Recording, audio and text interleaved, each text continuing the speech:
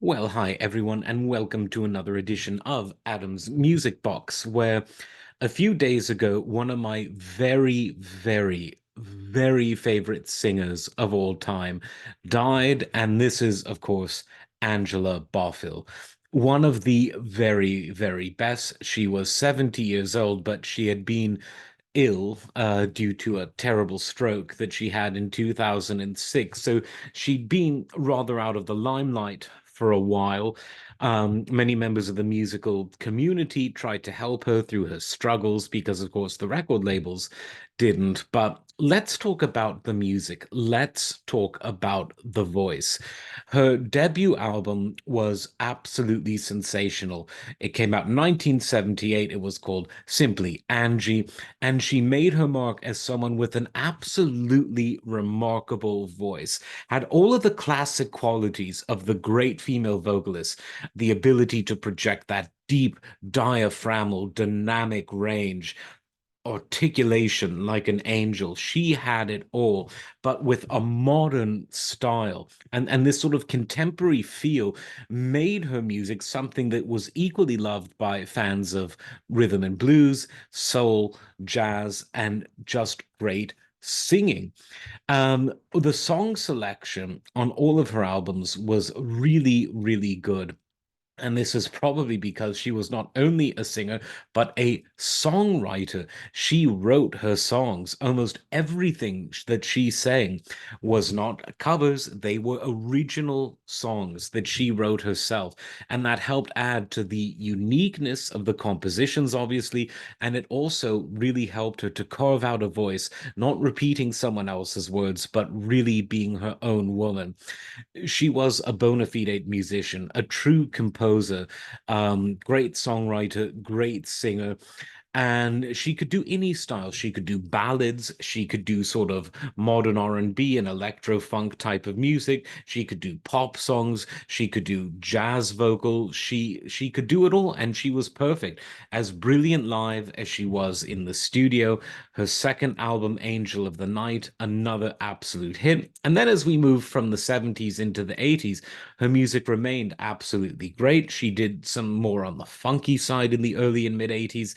And there was always something that sort of was unfortunate about what the record labels did to her. They were trying to box her in to the sort of sexy, dancing type of singing pop star of the 80s, which some female vocalists did absolutely brilliantly.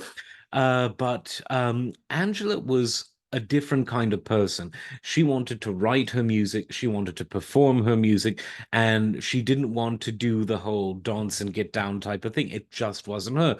For some artists, it is, and it works well, but it wasn't for her.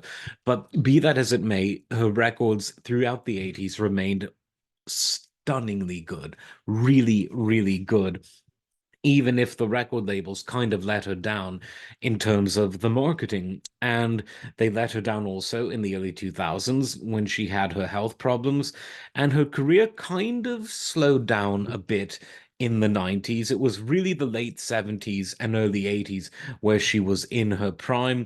But what material she released, literally every album a winner.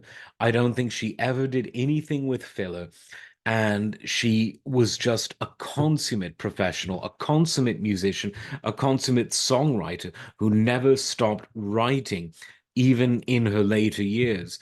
And it's just sad that she's gone, really, because she's one of the artists that I put in the category of people that I listen to for pleasure on a regular basis. There's some people I listen to because I know they're good and I want to feel a certain thing or derive a certain thing from listening to it. But with Angela, I just really always want to listen to her stuff. One of my, I would say, one of my very top female vocalists of all time, maybe my top of all time. She was really that good. And it's been really sad to hear that she succumbed to the illnesses she was suffering from for a while. But the music will live on. Go to your Spotify's and your Apples and your everything else's. Listen to all of her albums. Again, no filler, no waste of time. All of it's great. It will draw you in.